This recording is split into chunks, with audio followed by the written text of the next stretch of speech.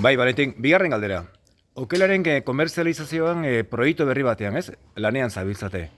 Piskat esplikatuko zeruten zertan dazan proiektu hori? Bai, behiratu proiektu hori,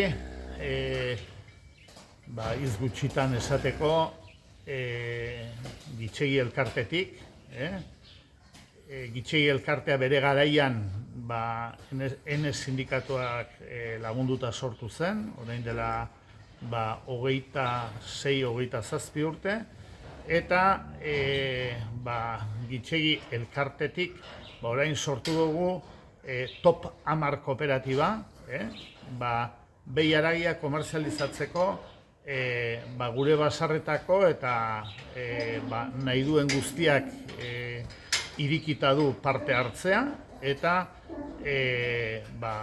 behi haragi, behi okela, txalen okela, ero txala komerzializatzeko sortu dugun kooperatiba bat da. Orain hasieran gaude, oraindik 3 hilabete ez dira hasi ginela komerzializatzen, eta asko eztabaidatu, asko buruari astindu handiak eman, ondoeneko, astindu handiak eman, eztabaida sakonen ostean, zalantza askoren ostean, baina azkenean erabakia izan zen, taldeko erabakia aho batez aurrera egitea eta kooperatiba bat sortzea.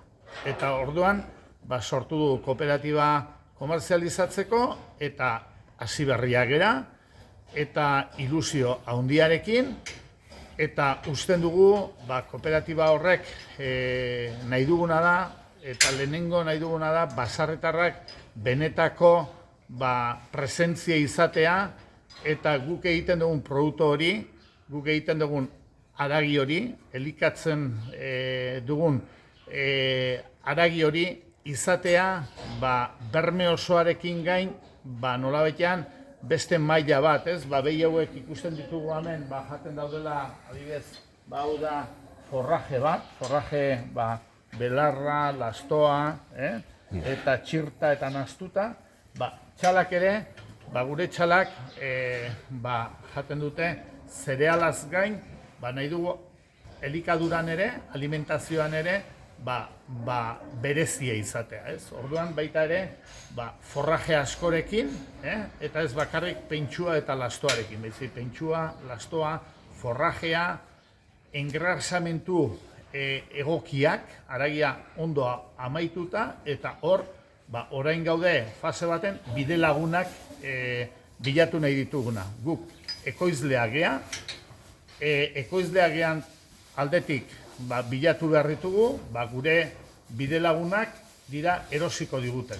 Eta erosiko diguten horietan, hasiera baten, harakin talde bat badaukagu gure inguruan, eta harategi txiki horiek oso garrantzitsuak dira guretzako, eta gero harategiez gain, hor daude, baita ere esango duke, Euskal Herrian dauden komertzial o komertzio enpresak, ez? Esango duke, dauden bezala, Ubesko taldea... Distribuzioan dian, ez? Distribuzioa, noski, distribuzioa, eta horiekin ere hitz egiten ari gea, hitz egitez gain, Ubesko taldearekin akordio bat ere egin dugu, eta hortik aurrera, ari geana baita ere da, nola baitean, haragia ahalik eta ondoen defenditzen. Gure ustez, haragia ez da behar den bezala defenditzen, behar den bezala ez da sinisten zarra egiten dugun Euskal Herrian,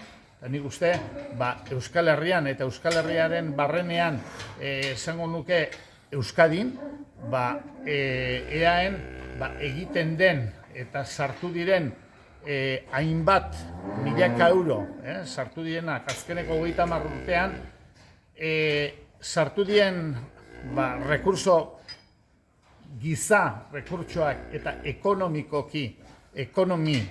rekurtsoak ez dirala emaitzak, nahiko emaitz egokiak ematen ari.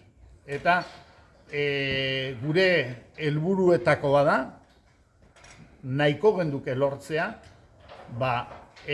benetan gure gizarteari eskaintzea,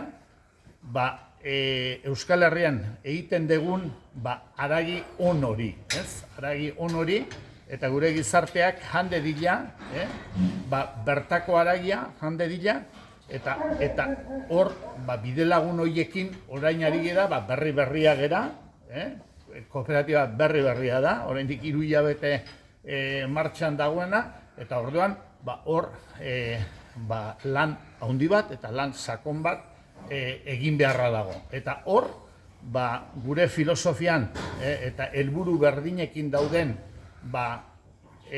lan egiteko esaten duen bidelagun horiekin, nahi deguna da aurrerantzean top 10 kooperatiba indartsu bat egitea, eta benetan baserritarrentzako eta haragia ekoizten duenantzako benetako balio erantsi bat emango diona.